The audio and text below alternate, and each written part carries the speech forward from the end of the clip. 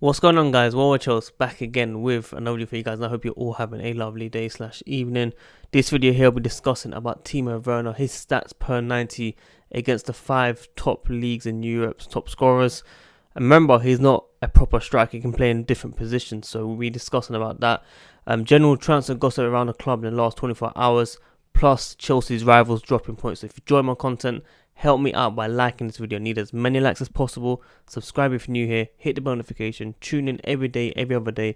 Comment down below your thoughts and opinions on each topic I speak on. Just a reminder, I'll be doing a watch along video for the game tomorrow. So please do tune in about 5-10 minutes before the game on this channel, whilst I get everything set up for you guys, and we can discuss the game live, of course. So many people wanted it. We're going to be putting it on. I just want to say, rival teams are dropping points right now. Sheffield United dropped it during the week.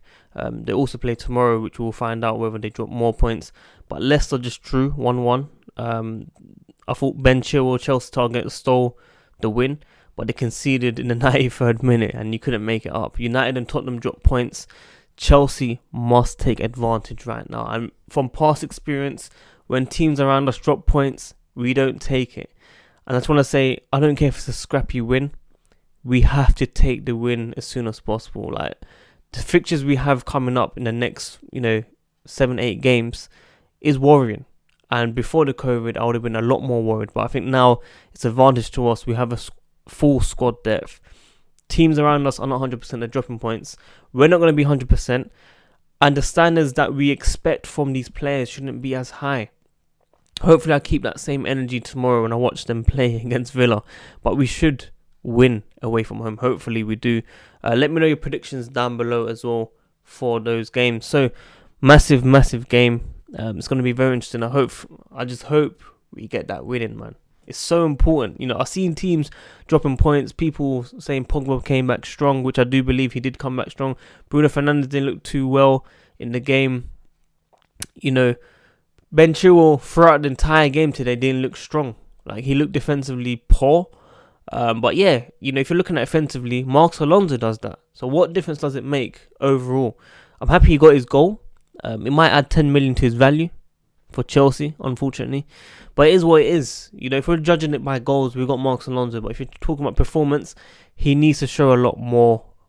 Definitely, 100%, if Chelsea are going to be signing. Because I know Frank Lampard wants his player 100%. But yeah, that's enough for the rivals for now.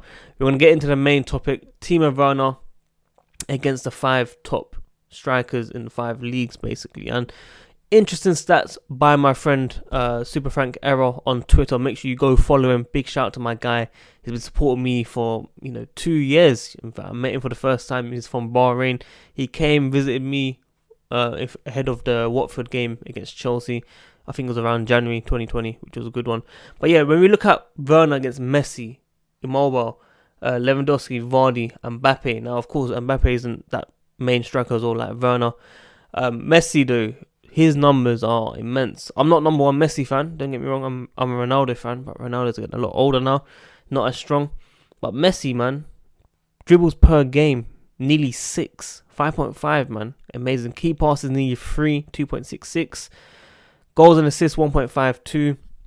So we can't really, compare Werner to that level. Of course, he's probably just 1 or 2 levels below that. But when we look at Werner per 90, 0.88, that is amazing. When you compare that to Vardy, our top scorer in the English league right now, Werner's up there. And remember, he's not going to be playing striker every single game. He could be that second striker, could be a left striker.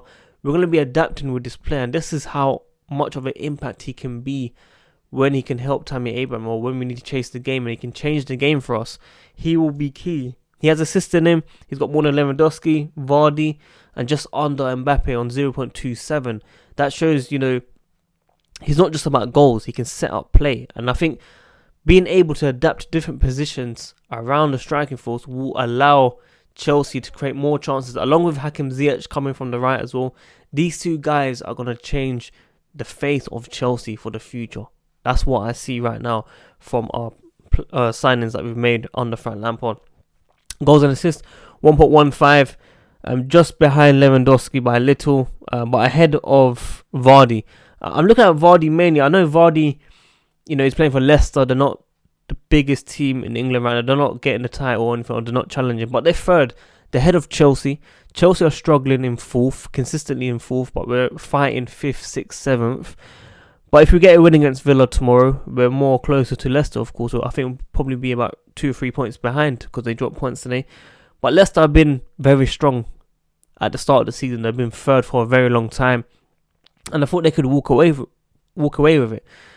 But this is our standards right now. We're not at that top level with the Liverpool and Man City, but we want to be in comfortable third, challenging those two teams. And I think Timo Werner brings that here. 1.8 dribbles per game. You wouldn't think he's that fast, but when you see him accelerate with the ball, he is underrated. I think he's probably one of the fastest in the league, acceleration wise. For the first couple seconds, he can take on that man, which is why when I compare it to Morata making those runs behind, he'll be making a big difference for Chelsea next season. And this is a fantastic deal. Remember, 52 million euros, less than Morata's fee that we got from Atletico, which is fantastic. People say we're spending about 102 million overall with agent fees and wages. Remember, the wages are over 5 years, people. 5 years. And we're paying that money. We're paying less than what we pay for Sancho, if we were to compare it. So, Timo Werner is a bargain of a deal, 100%. When you look at goals, 0.88, 0.27 assists. Goals and assists, 1.15. Expected goals, 0.7. Very high. Higher than Vardy as well. Higher than Messi, surprisingly, because Messi creates a lot more, of course, but key passes 1.6. That's a lot more than Lewandowski, Vardy, but of course under Mbappe is a similar position around Werner that can switch from striker to wing, and he can do a lot more. So Werner, Messi, Mbappe, they kind of show you what they're capable of in getting that top level. Messi won't be here for a very, very long time. That era is basically going to be gone soon. Ronaldo, Messi, finished. And then you're going to get your Mbappe, Sancho, etc. Werner could be one of the deadly strikers that we see.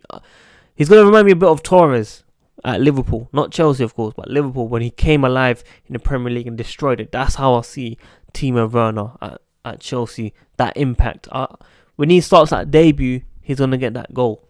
That's how I see Timo Werner. So guys, I hope you enjoyed this comparison that my friend made, Super Frank Era. Make sure you follow him on Twitter. I think it's his first graphic as well, which is amazing. And these are stats from June 19th as well. So I wanted to make a quick video on that and just your general transfer gossip around the club. Kante wants to stay. He's made it very clear many times that he wants to stay. Lampard has said he's seen the reports. He doesn't understand it. He wants Kante to stay as well. Massive important player for the squad. And that, again, cancels out all the negative opinions, reports saying that he could leave. He's not leaving, people. He's not leaving, okay? Then, Jorginho. Fabrizio Romano has finally spoken on this story. He has come out and said Chelsea have responded to the inquiry of Jorginho. They're not interested in a swap deal, only cash only. You want Jorginho? You pay that 60 million, people. We paid about 55, 58 million or something for the player.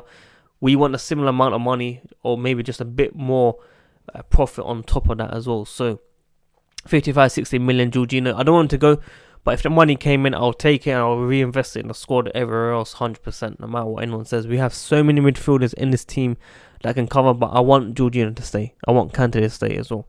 If Kante was to go, I want 100 million at least. On his form, one of the best players in his position. Facts. I'll take him over Casemiro as well. I don't care what anyone says to me about Casemiro. He's fantastic as well. But Kante, for me, top level, man. Underrated, honestly. So, guys, those are your main topics. Giroud has spoken about Timo Werner's move as well. He said it's a very good move. He's going to be a very good striker. But he wants to make it difficult for Frank Lampard with options. And he said he's going to be trying very hard. Reports in France are saying that he still wants a move to Italy. Even though he's come out and said that he's very happy to fight for his position. But we shall see what happens. It's going to be a very interesting end to the window. We know Pedro and Willian are most likely to leave. We shall see when the day comes. I'll be keeping you guys up to date. So guys, if you enjoy my content, help me out. Like this video, subscribe, hit the bell notification, tune in every day. Make sure you tune into the watch along tomorrow, 4:30 PM UK time. Tune in about 5-10 minutes before whilst I get everything set up. Okay. Well, watch else, guys. I'm out. Check out the Spotify episodes as well. Episode 9 is now out on Spotify, Apple Podcast, Episode 10 will be out on Monday when we do the review and preview for City as well. I've got a very busy next week as well with actual work, not YouTube, but with work. So I'm trying to fit the previews and reviews together for each game. But yeah, guys, well, watch us, guys. I'm up.